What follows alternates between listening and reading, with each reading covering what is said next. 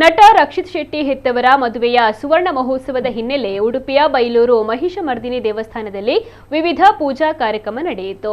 ಉಡುಪಿಯ ಕುಕ್ಕಿಕಟ್ಟೆಯಲ್ಲಿರುವ ಇವರ ಮನೆಯ ಸಮೀಪವಿರುವ ಬೈಲೂರು ಮಹಿಷಮರ್ದಿನಿ ದೇವಸ್ಥಾನದಲ್ಲಿ ನಟನ ತಾಯಿ ಸಾಮಾಜಿಕ ಕಾರ್ಯಕರ್ತೆ ರಂಜನಾ ಶೆಟ್ಟಿ ಹಾಗೂ ತಂದೆ ಖ್ಯಾತ ಗುತ್ತಿಗೆದಾರ ಶ್ರೀಧರ ಶೆಟ್ಟಿ ದಂಪತಿ ಮಹಿಷಮರ್ದಿನಿ ದೇವರ ಸಮ್ಮುಖದಲ್ಲಿ ಹಾರವನ್ನ ಬದಲಾಯಿಸಿಕೊಂಡರು. ರಕ್ಷಿತ್ ಮತ್ತು ಸಹೋದರ ಹಾಗೂ ಇತರ ಕುಟುಂಬಸ್ಥರು ಈ ಸಂದರ್ಭ ಉಪಸ್ಥಿತರಿದ್ದು ಶುಭವನ್ನ ಹಾರೈಸಿದರು.